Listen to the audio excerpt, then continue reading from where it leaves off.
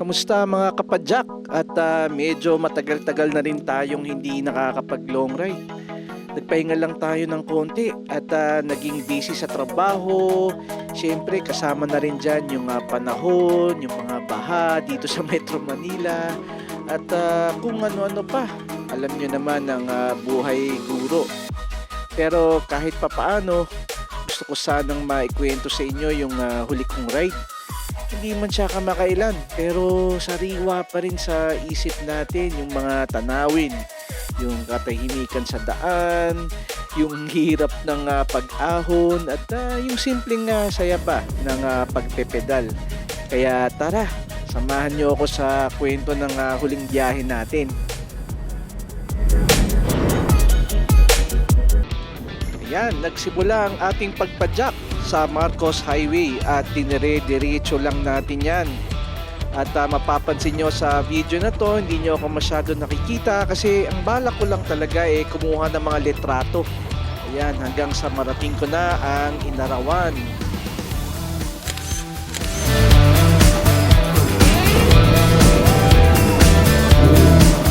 Okay, at pag dinire-diretso nyo ang Marcos Highway, mararating nyo yung arko na yan. Yung arko na yan, ibig sabihin malapit na tayo sa Boso-Boso. Ayan, pwede kayo mag-picture-picture dyan. At after nito, syempre, after ng Boso-Boso, palusong na yan, mahaba. Woohoo!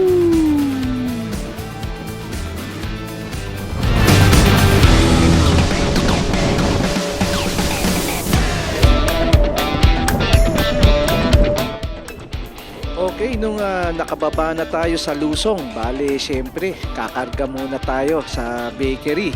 Alam mo naman, pag pumapadyak ka, minsan, kung titingnan mo, mas malaki pa yung nagastos mo kaysa dun sa pamasahe na papunta sa pupuntahan mo, di ba?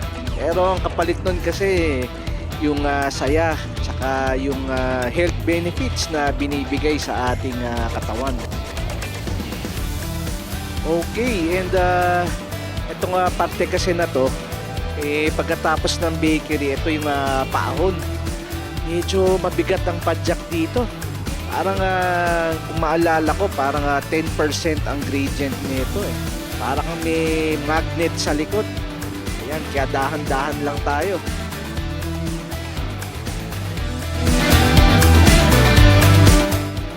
Di bale, kapag narating mo naman yung taas, may bukuhan dyan.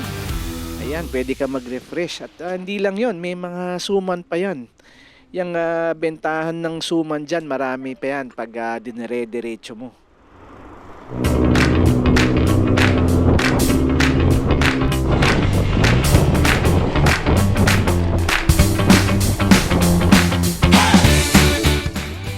Pagka dinire-diretso natin, nandyan ang Palo Alto. Actually, maraming naglilitrato dito. And ang alam ko, sa loob niyan, may parang mini falls yan, swimming pool. Ewan ko lang kung open pa siya.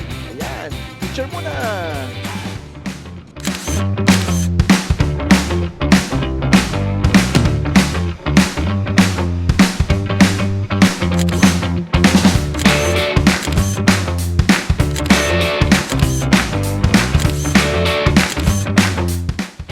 Okay, and pag dinire-diretso pa natin at naabot yun na yung lugar na yan, ayan, yung parang may mga harang na semento.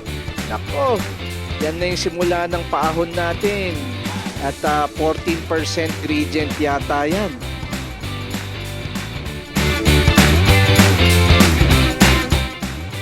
Ayan, at bali pag naabot ko na tong lugar na to, ito ang aking mark para magpahinga muna at hindi natin kayang dire-diretso. Kaya ito, nag-picture-picture muna tayo. Ayan.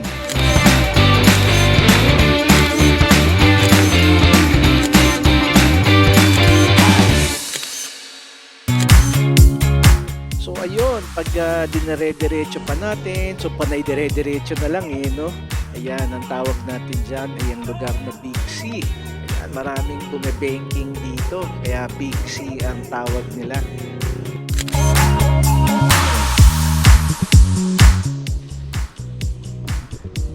Ayan, pagkatapos ng picture-picture at palusong na yan.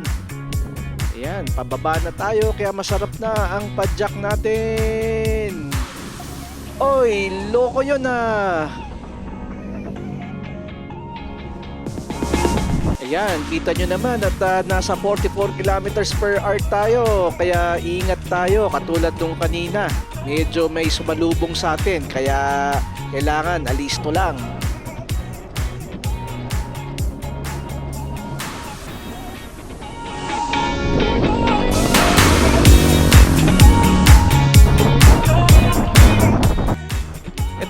Itong part na to pag narating nyo na to, nasa baba na tayo at kadalasan maraming nagmomotor dito, nakatambay, yung mga nagpipicturan ba. Syempre, pagkatapos ng baba, alam na natin ang sunod. Ayan, panay pataas naman tayo. Kaya wala tayong magagawa kung hindi ahunin natin. Ayan, pag narating na natin ng taas, bali pumunta muna tayo sa ating paboritong stopover sa Pico de Pino. Ayan, kasi itong lugar na to, gusto ko dito yung yung tapa nila. Saka yung sabaw ba? Ayan, sodium, kailangan natin ng sodium. Ayan, at dito tayo sa duyan. Parating pwesto natin. Hello. So, kararating ko lang dito sa Pico de Pino. And it's already 2 o'clock pa lang. And kakain muna tayo.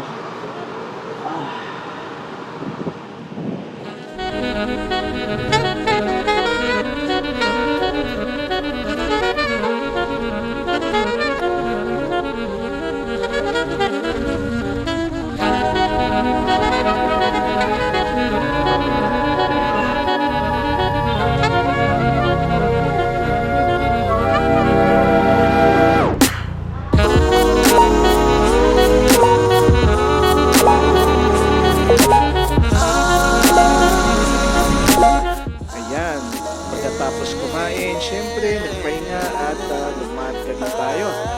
At kung mararating na natin itong Martisen na to, maraming nagpipicture dyan.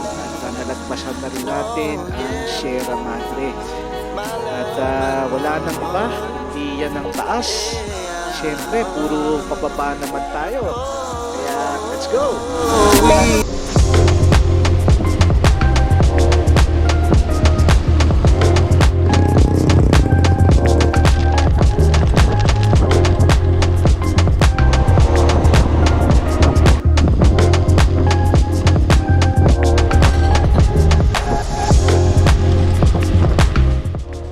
Ayan, bali ang ginawa natin, tuloy-tuloy lang tayo pababa hanggang marating natin ang Sampaloc. Sampaloc kasi yung pinakababa na yan.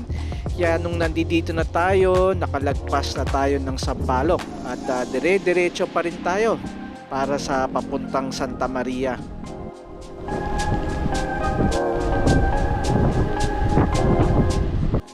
So marami ring palusong kaya pag pupunta tayo dito siguraduhin nating maayos ang ating preno at baka magtuloy-tuloy tayo pababa at delikado na.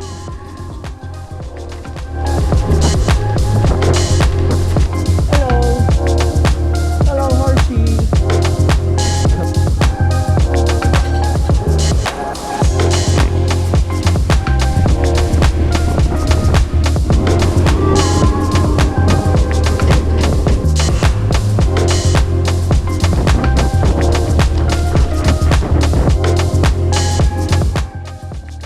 Mahaba-haba pa rin ang biyahe pero pag narating na natin tong lugar na to na parang may nakaharang na bundok, ayan, no? Parang kala mo wala nang dadaanan pero liliko lang yan. Ayan, picture muna tayo sandali.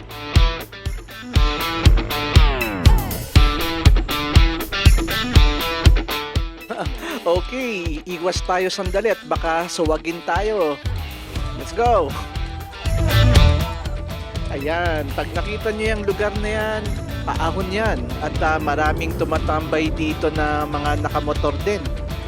At pag nakita ko na to at yung kurbada na yan, malapit na tayo sa arko ng Santa Maria.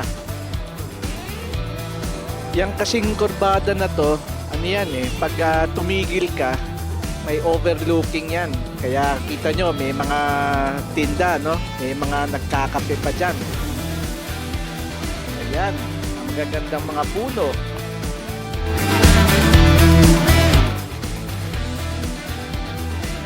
Ayos. At kitang-kita nyo naman na natatanaw na natin ang Santa Maria. Ayan. At papahinga muna tayo sandali dyan at picture-picture muna sandali.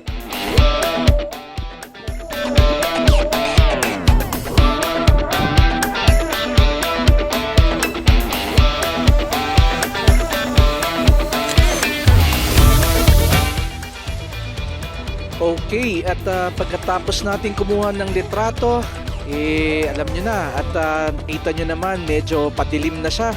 Kaya kailangan na nating lumarga. Kaya tara na, baba na tayo.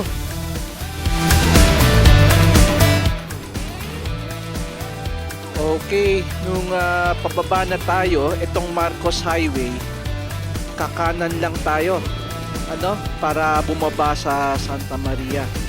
Ayun, itong pagkababa natin, siguraduhin nating maayos ang preno natin at medyo matarik ang pababa nito, pababang Santa Maria. Kaya kitang-kita nyo naman sa camera natin, medyo shaky na kasi medyo low light na kasi. Hanggang sa napatigil ako dito at namangha ako sa ganda ng paligid. Kaya ayun, tumiretso na rin ako pababa para hindi na tayo masyado gabihin.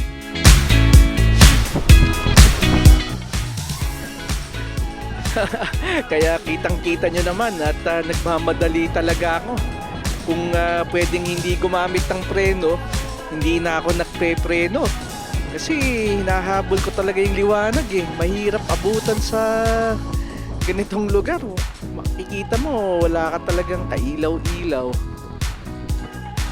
Actually, akala ko lahat sementado. Itong daan na to, parang barag-barag talaga Parang nasira ng, hindi natin alam, landslide ba o ano. Pero parang sementado siya dati. Ito namang kotse na nasa harap ko, sinusundan ko talaga yan. Kasi padilim na, naisip ko siya na lang ang ilaw ko Kaso wala, napag-iwanan tayo. Yun na nga, wala na tayo ng ilaw. Actually, kaya patay yan dahil sa dami ng gamo-gamo. Pag nakabukas yan, parang pakiramdam ko halos lahat sinasalubong ako.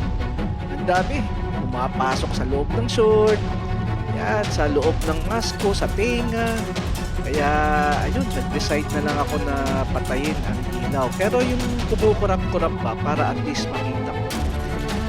Syempre hindi kaya ng camera natin, kaya kitang-kita nyo naman kung gaano patinig yung pababa. Actually, iniisip ko na lang yan makalabas ng makakita ng bayan dahil walang tao-tao, talagang panay puno yun, kala ko mabilis lang ako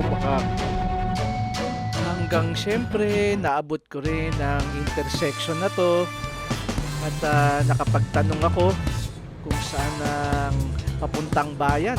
Kaya ito, salamat sa Diyos at nakakapadyak na ulit tayo sa may bayan at laking tuwa ko dahil palabas na ako ng papuntang Mabitak from Santa Maria.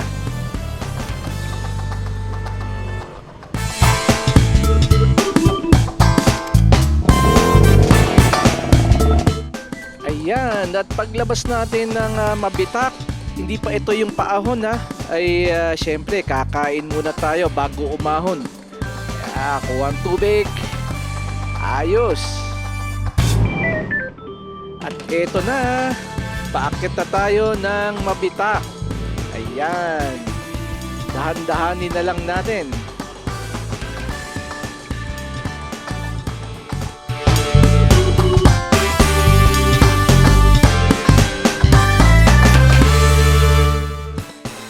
At eto, tumigil muna ako sa sobrang dilim at tumingin-tingin sa paligid. Actually, sabi ko, dati ginabi din ako sa mabitak at hindi na mauulit.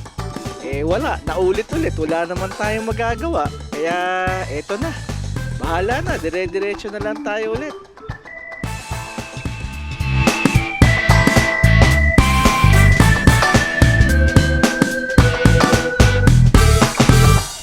Just balik.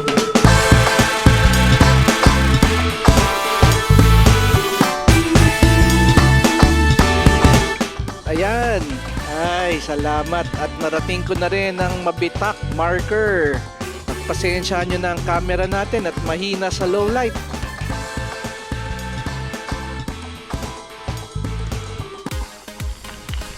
At syempre, after ng mabitak marker, alam na natin anong ibig sabihin yan. Pababa na!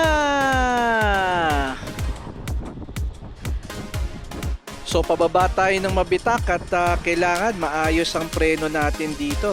At kitang-kita naman natin na nilakasan ko na ang ilaw para sa mga kasalubong. Tsaka ano rin parang napansin ko mas malakas pa ilaw ko sa mga motor. Pero konting ingat pa din kahit ganito dahil mabilis talaga ang pababa. At syempre, pagbaba natin, malayo-layo pa ang Morong. Kaya magbabatangas Lomi muna tayo. Kaya ito, kain muna.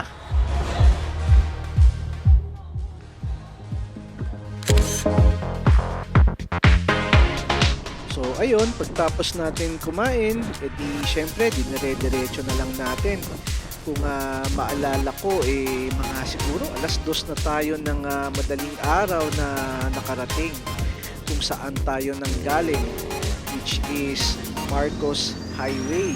Ayan, so nakompleto din natin ang Santa Maria Loop. So ayun mga kapadyak, yun na ang huli kong ride. Syempre hindi naman madalas ngayon, pero bawat biyahe may kwento. Ano ba? So, salamat sa pagsama sa munting kwento ko. At sana kahit papaano, na-inspire ko kayong bumalik sa daan kahit simpleng ride lang. Kung titingnan natin, pag nagbabike tayo, hindi lang naman ito tungkol sa layo ng narating, kundi sa, syempre, sa katahimikan ng bawat sandali sa daan, yung mga oras na ikaw lang, syempre, kasama bisikleta mo, at namamasyal. So hanggang sa susunod na kwento, ride safe sa inyo mga kapadyak.